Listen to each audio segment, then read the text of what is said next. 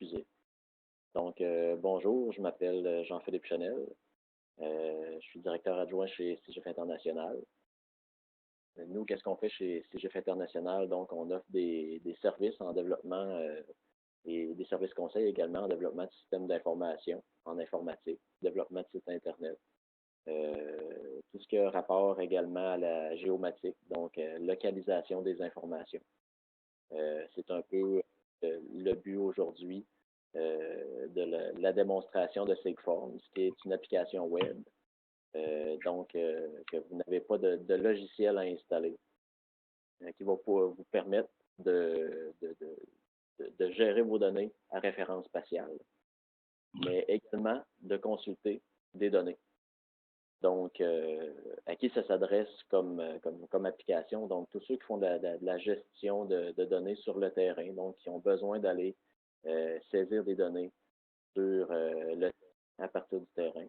OK, oui. Également ceux qui ont besoin de consulter des données, donc de voir physiquement où sont situées les données, mais également de faire des relations, de pouvoir dire, OK, c'est qui mon voisin le plus proche, les données qui se trouvent dans un rayon de telle distance de moi.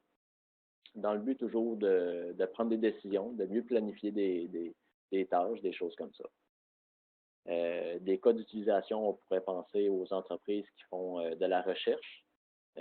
Donc, par exemple, ils vont aller sur le terrain faire des analyses d'eau, des analyses au niveau de la terre, pour prendre certains paramètres et donc de localiser ces informations-là dans le but aussi d'avoir un historique de données et d'exploiter également ces données-là. OK. On peut penser également à ceux qui font de l'inventaire, par exemple, l'inventaire forestier, ou qui vont aller prendre de l'information par rapport à certaines données environnementales. Il y a dans le domaine maritime, ça s'utilise également très bien. Donc, ceux qui vont aller faire soit des forages ou des sondages d'eau, que ce soit au niveau des mammifères, répertorier des mammifères marins, répertorier divers phénomènes, des choses comme ça, et donc des localiser sur de la cartographie.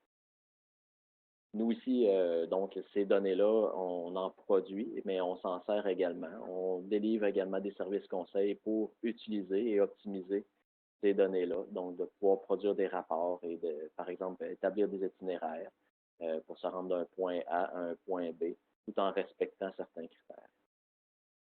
Ici, au niveau de Sigform, sa particularité, c'est que, bon, elle est dans un environnement web, donc, comme je le disais, il n'y a aucune installation à faire. Donc, il suffit de se connecter avec un URL dans le navigateur de votre choix. Ici, j'utilise Google Chrome, ça peut être avec Internet Explorer ou Firefox. À ce moment-là, vous n'avez pas d'installation à faire. C'est dans un environnement web, dans un environnement sécuritaire également, puisqu'on a un certificat de sécurité SSL qui fait en sorte que les données qui sont inscrites vont être encryptées d'un côté à nos serveurs qu'on utilise ici. Bien sûr, on pourrait faire un déploiement en entreprise qui ferait en sorte qu'il serait seulement utilisable à l'intranet et non pas sur l'Internet, ce qui augmente considérablement le niveau de sécurité dans certains cas.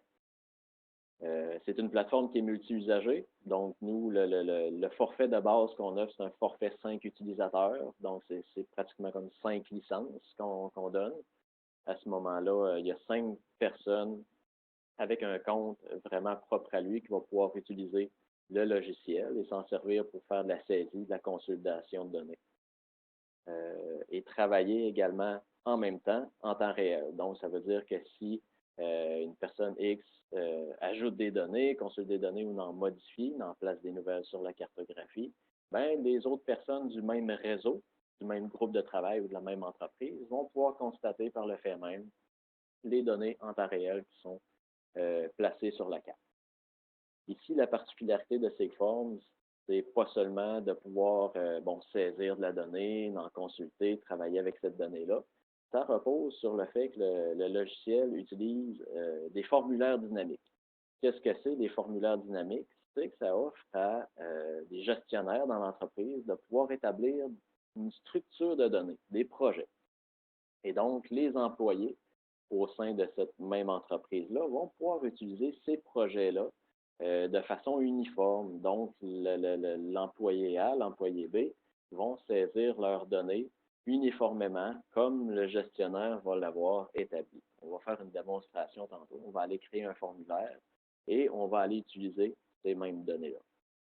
On peut également charger ses propres données si on a déjà des données dans l'entreprise. Donc, qu'est-ce que ça va faire? C'est on peut aller chercher des shapefiles, on peut aller chercher des fichiers KML, des fichiers GML. Donc, c'est des fichiers qui ont de l'information avec des données géographiques. On va l'importer dans la cartographie tout simplement pour constater, pour voir, pour visionner l'information. Également, le logiciel nous permet de se connecter à des services qui s'appellent des services WMS et WFS. Donc, c'est des services d'imagerie.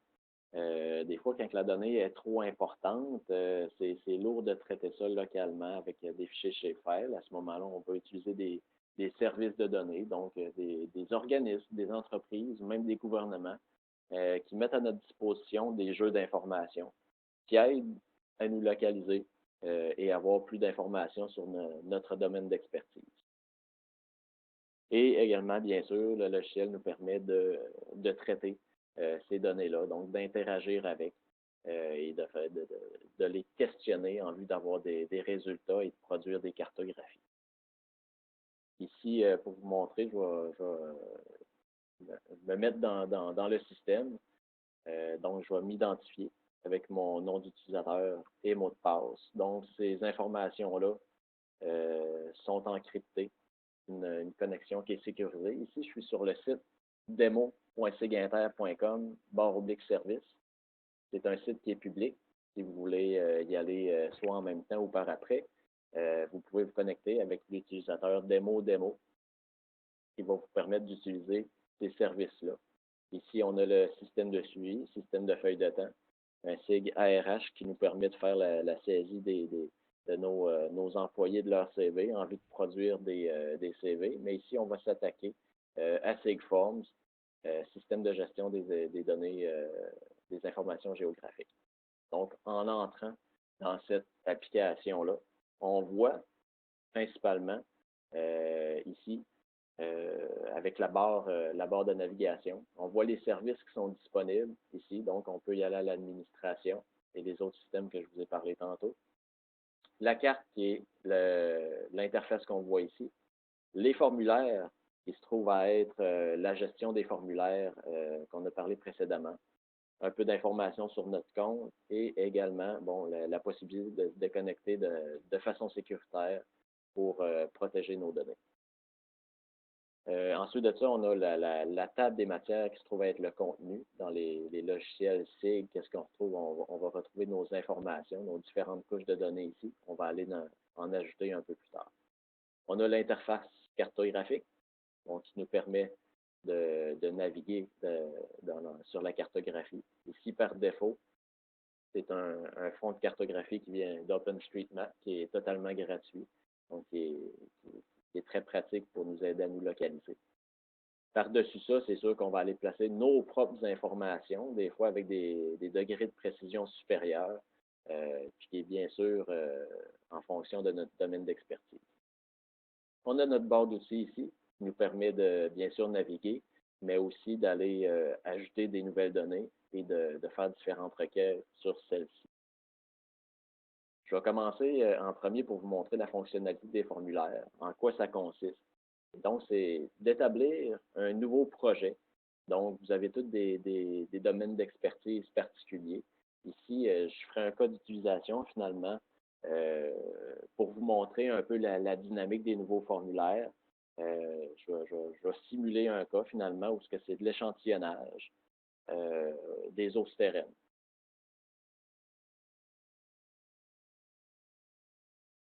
Échantillonnage des eaux souterraines. Voilà. On peut également mettre une petite description. C'est quoi, par exemple, que ce formulaire-là, à quelle fin il sert, pourquoi, les méthodologies, c'est qui devrait l'utiliser, tout ça. Donc, une petite description au niveau du formulaire. Une fois que le projet est initié, c'est là qu'on va aller identifier les champs de ce projet-là. Donc, chaque personne qui veut identifier des nouvelles informations ou consulter l'information, qu'est-ce qu'elle doit saisir, puis par le fait même, qu'est-ce qu'il serait possible de voir au niveau de l'information. Donc, ici, au niveau de l'inspection, de l'échantillonnage des eaux souterraines, je vais identifier quelques champs. Par exemple, l'intégrité structurale. Et donc, on peut mettre des différents types de champs, soit des boîtes de texte, une grande boîte de texte pour plus des descriptions, des nombres, des listes de choix, cases à cocher, dates et pièces jointes. Dans ce cas-ci, je vais mettre une liste de choix. Au niveau des listes de valeurs, c'est très facile à instancier. Il suffit de marquer l'information, virgule, le choix est ajouté à la liste. On continue avec notre prochain choix. Et donc, il peut y avoir plusieurs valeurs d'inscrites dans cette liste de valeurs-là, de toutes sortes. Si les valeurs étaient déjà présentes dans la base de données, il va suggérer également des valeurs pour améliorer finalement la cible. Une fois que l'identification de notre champ est faite, on clique sur Ajouter. Et là, tout de suite en bas, dans la partie du bas, on voit le formulaire qui est en train de se créer. Donc, on va continuer la création des champs pour vous montrer à quoi ça va ressembler. Et finalement, par la suite, on va utiliser ce formulaire-là dans un projet.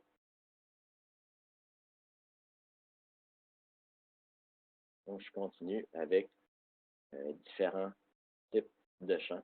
Donc, ici, ça va être une case à cocher. Ensuite, le niveau d'eau en mètres va être un nombre. Je continue avec, par exemple, les nitrates.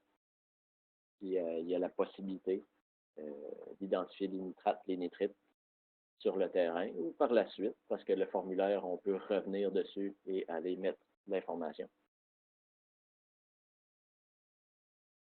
C'est également un nombre.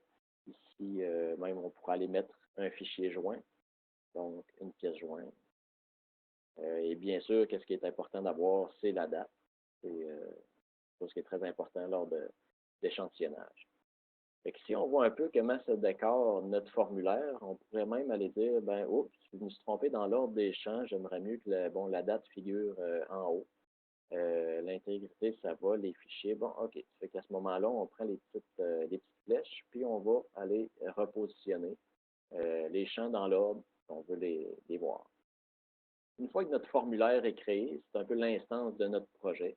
On enregistre nos données, tout ça. Et là, on voit ici que dans notre liste de formulaires, il a été créé avec notre description. On pourrait en créer plusieurs, faire différents types de projets, y aller par année ou par méthodologie, des choses comme ça.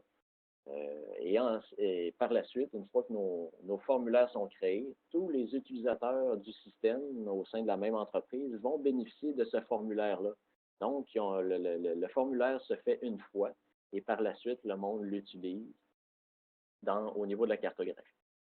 Je retourne du côté de la carte et là, on va aller voir comment est-ce qu'on fait pour se servir de ces fameuses données-là.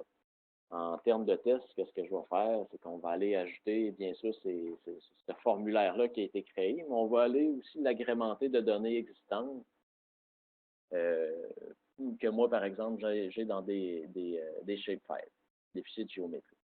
Donc, on va aller ajouter des données.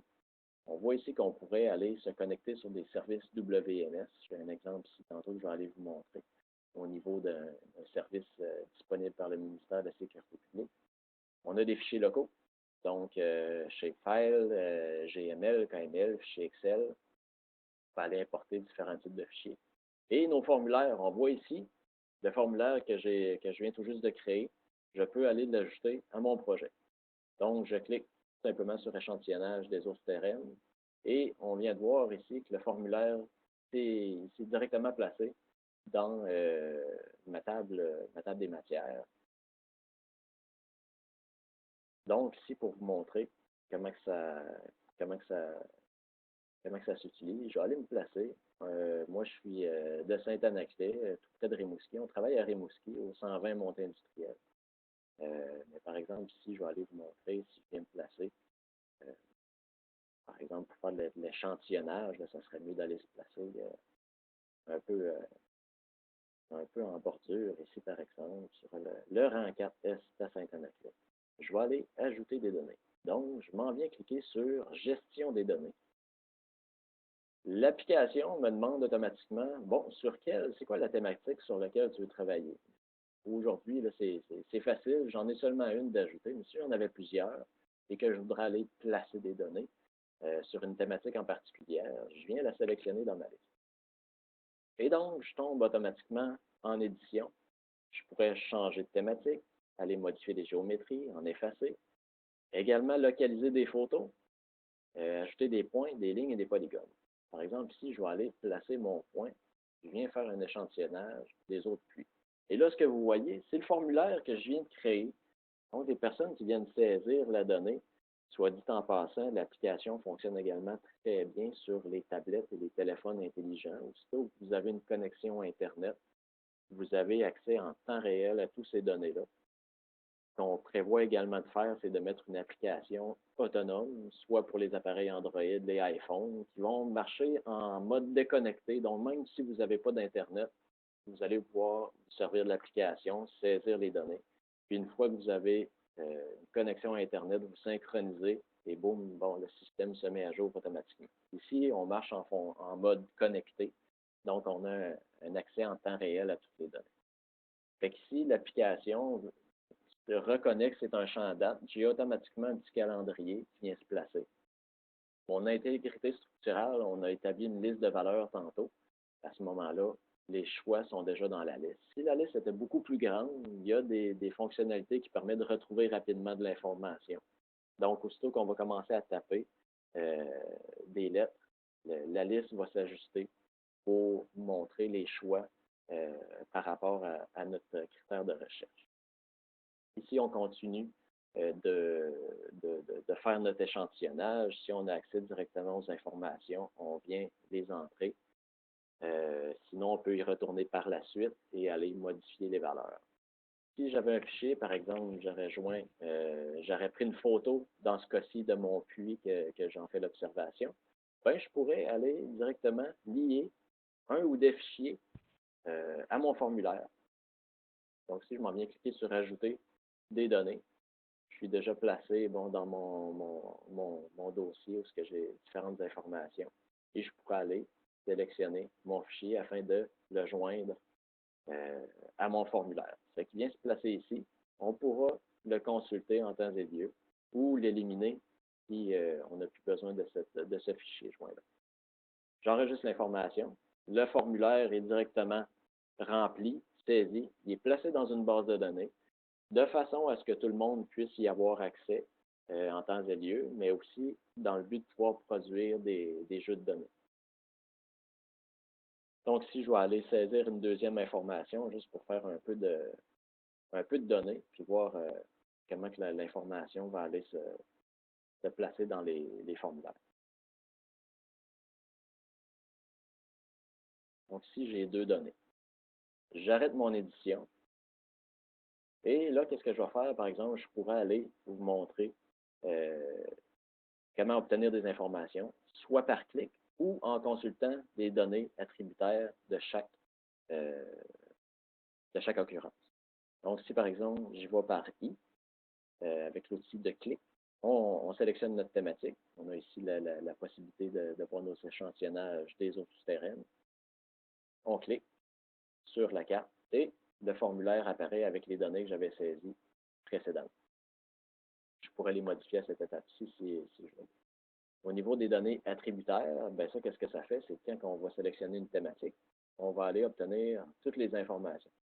Donc ici, j'ai mes champs, date, intégrité, présence d'eau, niveau d'eau, des nitrites, ici j'ai des fichiers.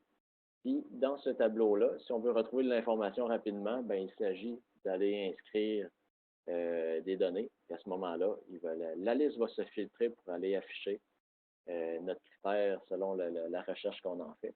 On pourrait même aller cacher certains champs pour dire, ben moi, je veux pas, mon tableau, il est trop gros, je n'ai pas besoin de tout voir ces informations-là. Donc, on vient placer des colonnes qu'on veut voir. Juste pour vous montrer un peu comment qu'on peut interagir avec les autres données, je vais aller vous montrer comment aller placer des fichiers qu'on a déjà sur notre poste. On a ici la possibilité d'aller chercher des shapefiles. Je vais aller de n'importe quelques-uns pour nous faire différents jeux de données. Donc ici, qu'est-ce que j'ai là-dedans si je l'ouvre, juste pour vous montrer l'intérieur de ce fichier-là? C'est ni plus ni moins qu'un fichier shapefile, donc constitué d'un SHP, un DBF, un SHX. Il y a aussi la projection pour aider la localisation sur la carte. Je vais ajouter les limites du Canada, qui est un shapefile également.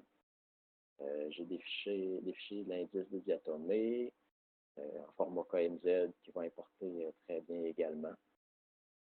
Donc, qu'est-ce que ça fait pendant cette étape-là? C'est que le fichier est uploadé, téléversé vers le serveur et une fois rendu sur le serveur, il est traité en vue de réaliser comme il faut l'intégration sur la plateforme web. Ici, je pourrais aller chercher les MRC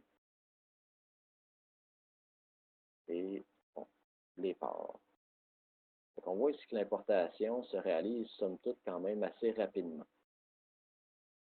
On voit que là, ça commence à parler un peu plus. On a une cartographie de base, un fond de carte qui vient d'OpenStreetMap, mais on a placé nos propres jeux de données sur l'interface, qui nous permet vraiment de travailler en fonction de notre domaine d'expertise.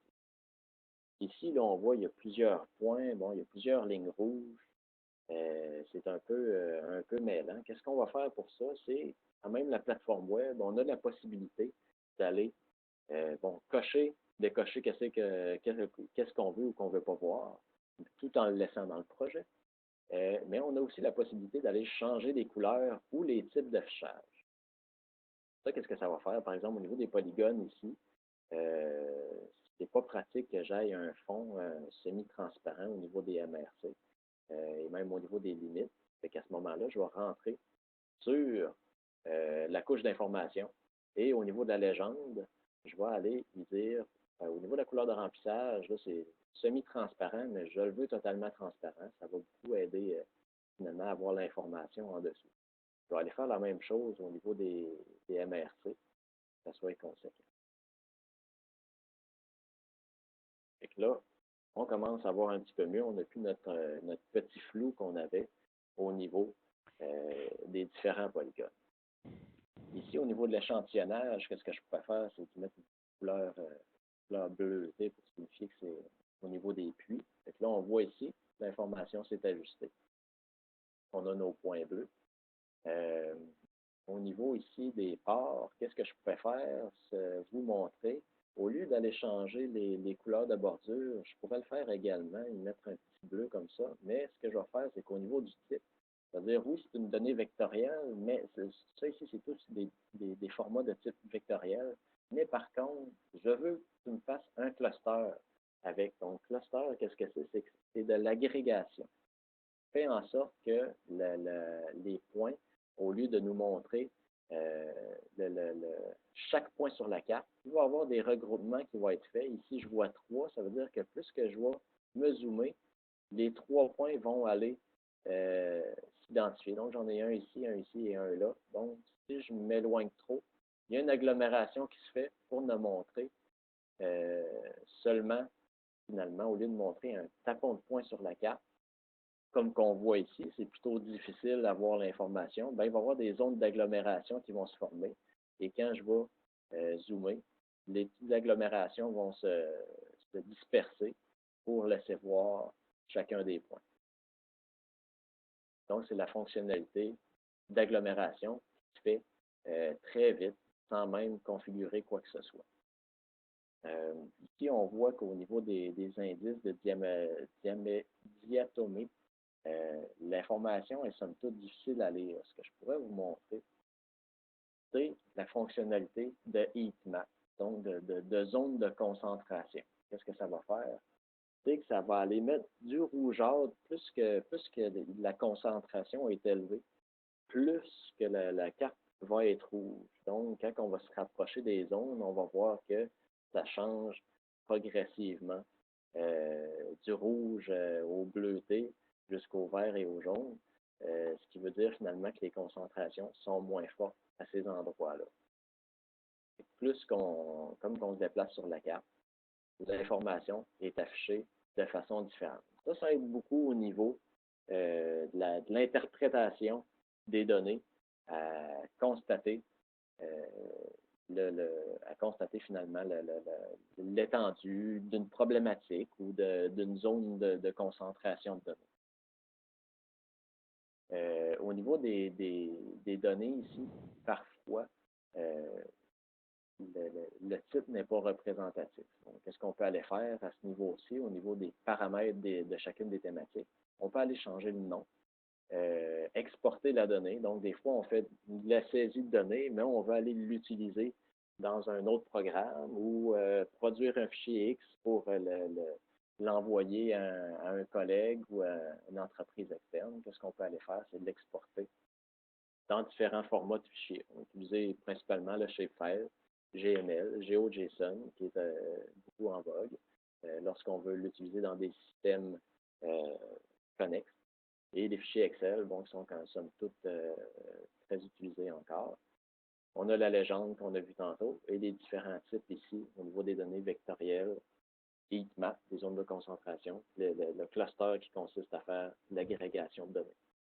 On a notre bouton enregistrer, supprimer, qui nous permet finalement de conserver les modifications qu'on a faites ou de supprimer la thématique si elle n'est plus nécessaire. Ici, par exemple, je pourrais aller décocher ça ici, puis y aller avec les aéroports, puis faire la même chose, y aller avec un heatmap, puis constater finalement la zone de concentration des différents aéroports. Plus qu'on va s'éloigner, on va voir les différentes zones des aéroports où ils sont concentrés dans cet exemple-ci sur la planète, sur la Terre. Donc, ici, on a vu finalement comment charger des données qui viennent de formulaires. Donc, les formulaires qu'on a préalablement configurés. Également, des données locales, donc des shapefiles, des GML qu'on a importés. Puis, il nous reste à voir l'importation finalement de données qui proviennent de services WMS. Donc, si je veux juste m'assurer, bon, ça enregistre bien encore, on continue. Je vais aller ajouter mes données ici. Là, au lieu d'y aller avec local ou formulaire, je vais prendre un service qui vient d'un WMS. Ça, il y en a différents. Nous aussi, à l'interne, chez CGF International, on peut également créer ces services-là WMS avec différentes informations. Des fois, les clients, ce qu'ils pourraient nous demander, c'est que bon, ils ont un réseau routier vaste, ils ont beaucoup de données, mais c'est trop lourd pour traiter en fichier vectoriel. Comme ça, qu'est-ce qu'on met en place? C'est un serveur cartographique qui va s'occuper donc de prendre ces données-là, mais au lieu de produire des entités à part entière, il va produire une image qui est beaucoup plus rapide pour charger les données en affichage. Fait que ici, qu'est-ce que ça a fait en cliquant sur le petit bouton rafraîchir? C'est qu'il a pris cette URL-là qui consiste à questionner un serveur cartographique au ministère de la Sécurité publique. Et ce service-là nous a retourné comme information qu'il y avait des données au niveau de la vigilance, des surveillances de territoire, des cartes, des glaces de 2013, l'historique de la rivière Richelieu. Fait que ça, c'est ce que le service nous met à notre disposition. On pourrait aller questionner des banques de données d'images satellitaires, des banques de données d'images, par exemple, d'un certain secteur qu'on aurait. Dans ce cas-ci, c'est au niveau des inondations. Les zones qui sont plus à risque, par exemple. Fait qu'ici, en cochant cette couche-là d'information, on a l'information aussi qui s'est dessinée sur la cartographie. On peut la questionner, on interagit avec, on voit où elle se situe par rapport à nos données. Et donc, à ce moment-là, en cliquant sur le i, là, on a beaucoup plus de données que tantôt. On va aller questionner ce service-là de vigilance inondation qui est public. Donc, en cliquant sur la carte, sur un secteur, on voit qu'il nous ramène de l'information. Donc, ce service-là nous met à notre disposition donc, différentes informations au niveau de la zone, son étendue. La zone que j'ai cliquée, bon, n'avait pas d'état. Au niveau d'état texte, on aurait pu voir différentes informations. On voit que ça fait partie du bassin versant numéro 404. Ils ont une couleur, une identification. Donc, à chaque place qu'on va cliquer sur la carte, on va pouvoir obtenir de l'information au niveau de ces différentes zones-là. Ici, on a bon, bassin versant, Rivière-Rimouski, tableau des débits, des niveaux de station. On peut également faire des recherches dans les résultats que cette panorama d'écran-là nous montre. Qu'est-ce qu'on ne peut pas faire avec les services WMS, c'est d'aller questionner la table d'attributs en entier. Ce serait beaucoup trop gros. Par contre, on pourrait y aller avec une zone d'étendue, avec un rectangle, par exemple, donc de prendre une certaine étendue sur l'écran et d'amener les résultats qui se trouvent à l'intérieur de ça. Qu'est-ce qu'on ne peut pas faire également avec les services WMS? C'est d'aller ajouter des données, parce que ce n'est pas un service qui nous appartient proprement. C'est un service d'imagerie, donc c'est une image qui est affichée à l'écran et non pas des entités. Si on va aller ajouter des données, on va privilégier soit les formulaires qu'on a faits avec ces formes ou les données locales. Là, comment est-ce qu'on peut le voir? C'est qu'il y a des petits pictogrammes ici dans la légende. On a, bon, actif, inactif pour aller afficher l'information ou non. On a un petit nuage pour dire que ça vient d'un service externe. On a une petite maison pour dire que c'est des fichiers locaux qu'on a importés, comme des fichiers file, des fichiers KML. Puis on a la petite planète Terre qui identifie la donnée comme un formulaire qui vient de SIGForms, donc un formulaire qui est propriétaire à notre système. Quand on travaille, bien évidemment, c'est important à un moment donné d'enregistrer. On a fait du travail, on a ajouté quoi que les données sont enregistrées constamment, on a modifié les thématiques, on a déplacé l'ordre d'affichage. Par exemple, je pourrais voir un tel affichage à un autre endroit, il s'agit de prendre la petite pince et d'aller le positionner ailleurs. On s'est zoomé sur une étendue particulière, puis on ne voudrait pas perdre ce travail-là. On a le petit bouton « Enregistrer le projet » qui nous permet de faire une sauvegarde vers le serveur. Puis à ce moment-là, quand on va se reconnecter avec notre identifiant, notre nom d'usager, notre mot de passe, à ce moment-là, on va reprendre le travail où on l'a laissé avec les différentes couches d'informations qu'on a importées, qu'on a mis dans le système, qu'on a fait des travaux avec. Si je pourrais vous montrer également le travail en temps réel, qu'est-ce que ça fait? C'est qu'on va pouvoir constater les différents travaux, les différentes informations, les données qu'on met dans le système, puis un autre usager connecté va pouvoir constater ces mêmes données-là en temps réel sur son propre projet à lui. Fait qu'ici, je suis connecté en tant que, bon, Jean-Philippe Chenel, j'ai de l'information. Ce que je pourrais faire, c'est aller ouvrir une autre page.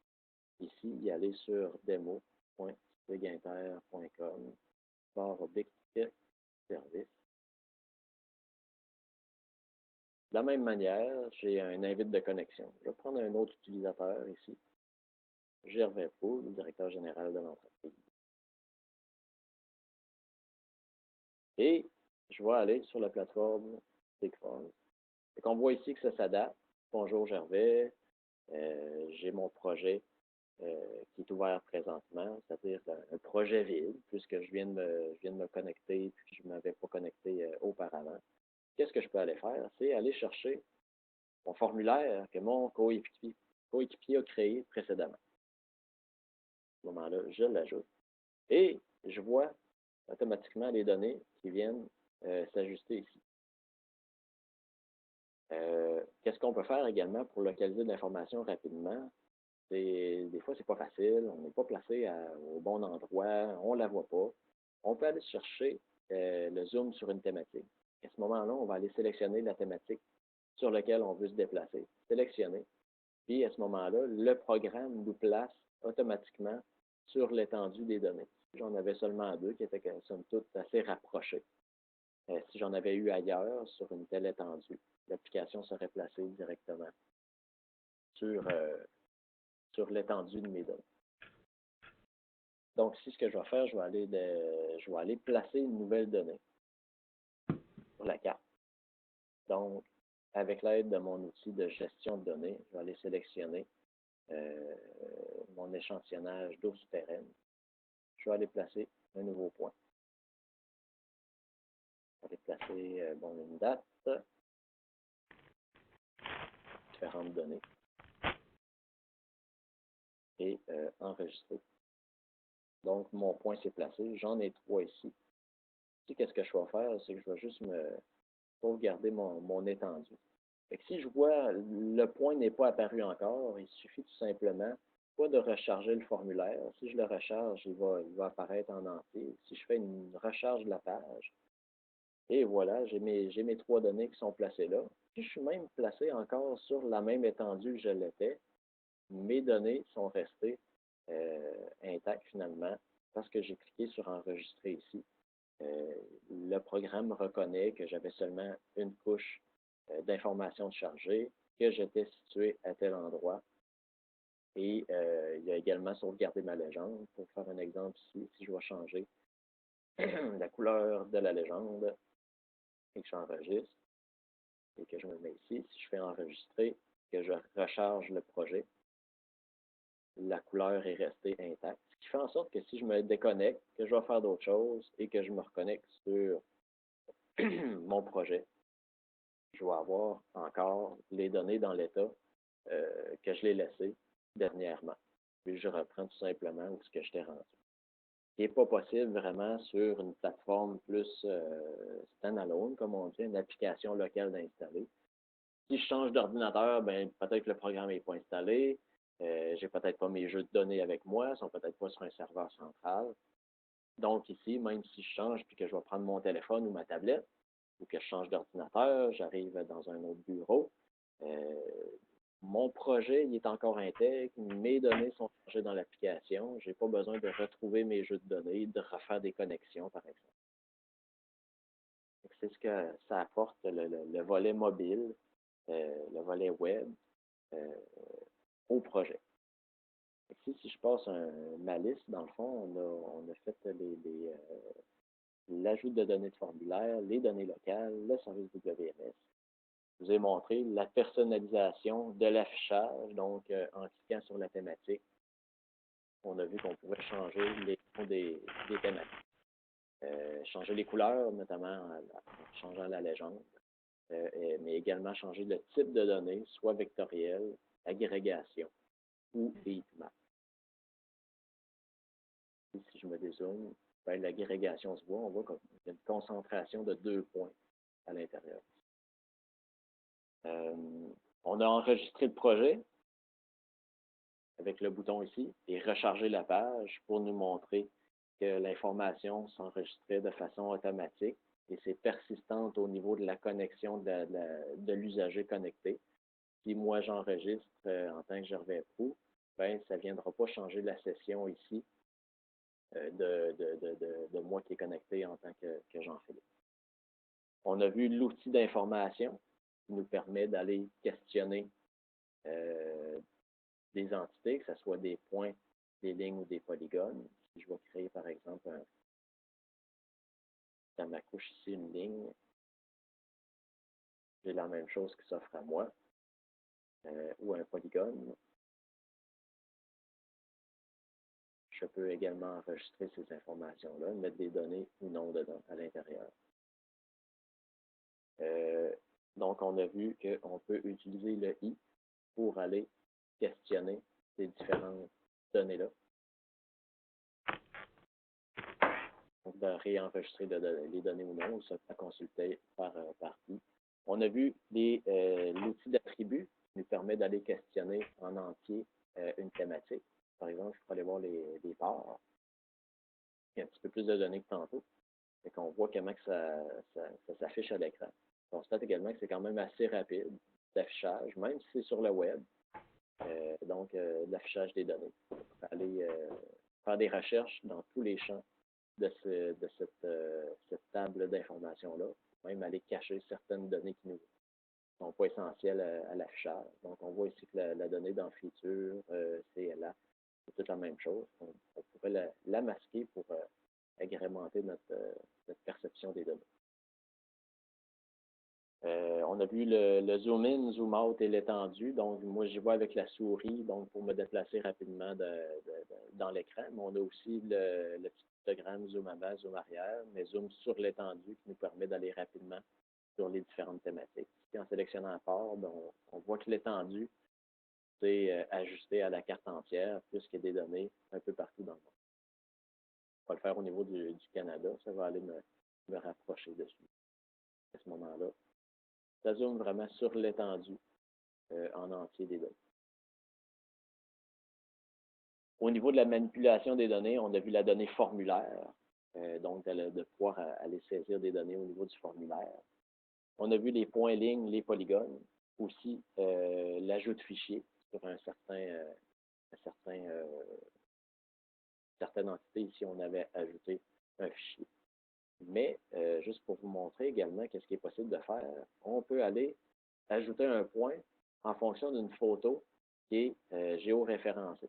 Donc, quand on prend des photos à cette heure avec nos téléphones cellulaires, les tablettes, et même certains types d'appareils, les photos sont géoréférencées. Qu'est-ce que ça fait? C'est qu'il y a une donnée en latitude, longitude, qui est inscrite dans les descriptifs du fichier, les tags, les métatags, qu'on appelle, qui permet d'aller utiliser le programme pour aller localiser rapidement cette photo-là.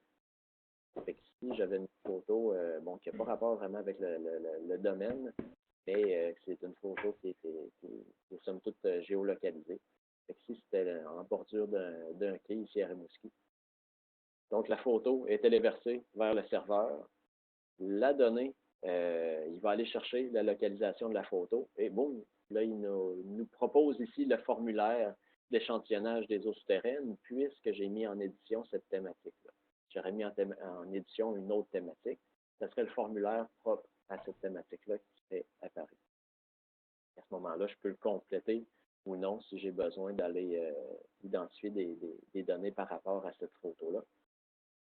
Et on voit ici à l'écran qu'il a localisé ma photo directement. Donc, effectivement, j'avais pris une photo en bordure du quai, ici à Rimouski. Donc, la donnée est somme toute bien localisée. Je m'avais positionné de ce bord-ci du quai pour prendre une photo qui était localisée en face. On pourrait également modifier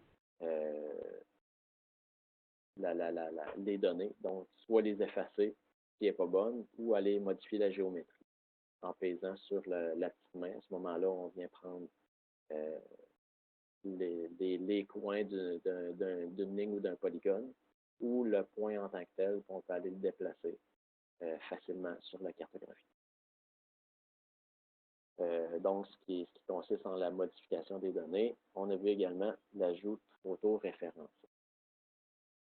Pour le moment, c'est ça que Sigforms couvre comme information, comme traitement. Par contre, c'est un logiciel qui est très évolutif. Nous, on travaille constamment à améliorer ce logiciel-là, mais on prend également les demandes finalement de nos clients en vue d'améliorer, d'instaurer ces fonctionnalités-là au cœur du système. Donc, ce n'est pas un système qui est totalement fermé, bien que ce soit nous autres les propriétaires. On prend quand même l'input, l'information que nos clients nous donnent en vue de faire évoluer ce logiciel-là. Et il évolue, somme toute, très rapidement. On déploie des nouvelles versions assez constamment. Présentement, je pourrais vous parler des fonctionnalités qui sont en développement et à venir. On parle notamment du volet de recherche qui est en cours de développement. Donc, ça va être une fonctionnalité qui va permettre aux utilisateurs de trouver rapidement de l'information à l'écran. Donc, si on marque, par exemple, une donnée X, ben, le logiciel va nous proposer une liste d'informations sur laquelle on pourrait se déplacer rapidement en vue de trouver cette donnée-là. Donc, de se localiser sur la cartographie. On parle aussi comme prochaine fonctionnalité, de transformer des données locales en données formulaires Sigforms. Donc, ici, je vous avais montré que quand on a le petit pictogramme de maison, ça veut dire que c'est une donnée qui est locale, donc qui vient d'un shapefile ou d'un KML. On peut aller ajouter des données sur celle-ci. Par contre, elles ne seront pas partagées au sein de l'équipe. Mais ce qu'on veut instaurer, c'est que de prendre une thématique existante, de pouvoir l'importer et de la transformer en projet Sigforms, ce qui fait en sorte que lorsqu'on a des données existantes dans l'entreprise, on va les mettre dans le système et on va le transformer automatiquement en formulaire SIG-Forms pour que la donnée soit partagée et évolutive. On va également augmenter les possibilités d'exportation. Donc, quand on clique sur une thématique, on voyait ici qu'on avait des possibilités d'exporter en shapefile, GML, GeoJSON, Excel. Donc, on va améliorer cette fonctionnalité-là, notamment en proposant diverses projections. Ce n'est pas tout le monde qui travaille dans le même système de projection de coordonnées géographiques. On va améliorer ça à cette place-ci, mais de pouvoir offrir d'autres types comme des KML ou d'éventuellement d'autres types qui pourraient exister, de XML. On peut penser au XML également dans le partage de données géolocalisées. On va instaurer également la possibilité de partager des cartes. Donc, si je veux envoyer une carte, une thématique que j'ai montée à une entreprise externe, par exemple, ou un collègue qui n'aurait pas nécessairement accès avec des informations de connexion, ben, je pourrais quand même lui partager ma carte avec un URL. Celui-ci va pouvoir la constater, naviguer dedans. Par contre, s'il n'y a pas d'accès, il ne pourra pas aller ajouter des nouvelles données puis supprimer des choses. Ça va être comme un accès en lecture pour toutes les personnes qui vont voir le URL. Donc, une fonctionnalité de partage de cartes pour consultation, même si la personne n'a pas de compte.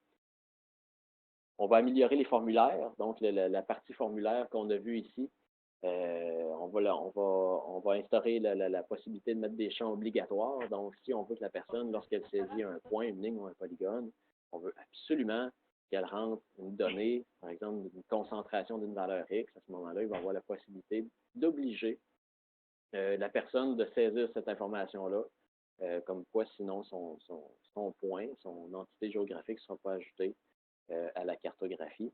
On va également mettre en place les versions évolutives. Nous, on est une entreprise qui est certifiée ISO 9001-2008, puis prochainement même 2015 parce qu'il y a eu une petite mise à jour dernièrement. Mais dans cette norme-là, qu'est-ce qu'on nous montre? C'est très important d'avoir l'évolution de nos documents. Donc, est-ce qu'on est certain qu'on a vraiment la dernière version et si on veut retrouver une version antérieure, ben, il faut rapidement pouvoir démontrer l'évolution de cette donnée-là. Donc, en faisant des formulaires qui sont évolutifs, présentement, on peut les faire évoluer, mais il n'y a pas vraiment d'interaction entre une version 1 et une version 2. Chaque formulaire est en dernière version, tout simplement. Et là, on pense instaurer, par exemple, une dynamique qui ferait en sorte qu'une donnée d'un formulaire version 1 va pouvoir interagir et se faire évoluer vers une version supérieure. On a tout le volet requête spatiale qui est également en cours de développement. Donc, ça, qu'est-ce que ça fait? Qu'est-ce que ça va apporter? Donc, c'est que la requête spatiale nous permet de dire, bon, dans une certaine zone, par exemple à Rimouski, dans le MRC ici qu'on est de Rimouski, quels sont tous mes échantillonnages d'eau? Et donc, les résultats vont apparaître à l'écran. C'est un exemple de requête spatiale. Qu'est-ce qu'on pourrait dire également? C'est moi, par exemple, je suis situé à Rimouski, mais dans un rayon de 10 km, combien de puits avec une mauvaise qualité d'eau j'ai? Fait que là, à ce moment-là, le système va être en mesure de dire, oh, j'ai trouvé 20 puits avec le critère que tu as identifié, donc une mauvaise qualité d'eau. Et donc, l'information va être affichée à l'écran. C'est différents types de requêtes spatiales qui vont être mis en place. Donc, les objets qui sont les plus près des autres, l'interaction qu'ils ont entre ces objets-là, combien d'objets j'ai à l'intérieur d'une certaine place. C'est toutes des choses qui vont être mises en place très prochainement. On va également mettre en place différents rapports, des impressions de cartographie, ce qui va faire en sorte qu'on va pouvoir sortir sur papier ou PDF, envoyer un PDF à quelqu'un. Un rapport qui provient du système SIG-Forms, donc l'affichage de certaines données, faire certains graphiques, des pointes de table, des diagrammes, des histogrammes, des choses comme ça. Et également, la possibilité, éventuellement, de pouvoir mettre en place son propre service d'imagerie. Donc, si par exemple, on aurait beaucoup de données, un réseau routier provincial, par exemple, c'est très lourd à charger localement. À ce moment-là, on privilégie l'utilisation de services WMS qui dégagent finalement l'utilisation en ressources de l'ordinateur. C'est le travail est laissé tout simplement à un serveur qui est dédié à aller afficher de l'information. Dans ce cas-ci, on a vu le service du ministère de la Sécurité publique. Ces données-là sont hébergées sur un serveur ailleurs et on peut la consulter, somme toute, très rapidement, même si c'est de la donnée qui est très volumineuse. Ce sont des fonctionnalités qui vont être à venir, qui vont être mises en place. Mais comme je vous dis, c'est un logiciel qui est très évolutif, qu'on veut faire évoluer. Et donc, on prend les commentaires de nos clients, puis l'information finalement qui nous est communiquée, on l'applique parce que ce qui sert pour un va également servir pour une autre personne. C'est des convivialités. On veut faire évoluer le logiciel de façon à ce que la communauté en bénéficie. C'est la question qui tue, avec quoi que je terminerai. C'est un logiciel qui vient en licence donc pour 5 personnes de façon de base. Et le logiciel coûte présentement 85 $ par mois. Il donne un compte de 5 utilisateurs. Donc, les 5 personnes peuvent se connecter en simultané, utiliser le logiciel comme ils veulent, créer des formulaires, importer leurs données. Tout ça, tout ce qu'on a vu aujourd'hui, c'est des fonctionnalités présentes que vous pouvez utiliser. On tombe souvent en période de préférentiel, si on pourrait dire, où on offre des services à meilleur coût. C'est des choses qui arrivent quand même assez régulièrement aussi. Parce qu'il peut y avoir différentes ententes en fonction des besoins également du monde. Donc, on peut s'adapter si l'entreprise a seulement une personne qui va se servir de ça ou qu'il y en a une quantité beaucoup plus grosse, on peut ajuster nos prix également en fonction de ça. Mais d'emblée, le forfait de base, c'est 5 utilisateurs, 85 $ par mois. Il n'y a pas de contrat. Donc, ce qui fait en sorte que vous utilisez un mois et vous voulez arrêter, ben c'est terminé. Vous n'avez pas perdu plus d'argent. Ce qui fait en sorte que c'est beaucoup plus permissif. Comme je vous disais, ici, c'est la solution hébergée. Donc, vous n'avez aucune installation à faire. Les données sont hébergées de façon sécuritaire dans nos serveurs ici chez CGF International. Donc, vous n'avez pas de coût d'infrastructure, vous n'avez pas de coût de nom de domaine, de tracas avec la sécurité, puisqu'on a un certificat de sécurité SSL en place qui est comparable à ceux que les banques utilisent. Donc, vous n'avez pas besoin de techniciens pour mettre en place les différents serveurs, les accès, tout ça. On s'occupe tout de ça pour vous. Et donc, le service est disponible en tout temps, 24 heures sur 24, pour vous, que ce soit avec un ordinateur, un téléphone ou une tablette. Bien sûr, comme je vous disais, ce système-là qu'on a installé chez nous, également à être installé dans votre entreprise.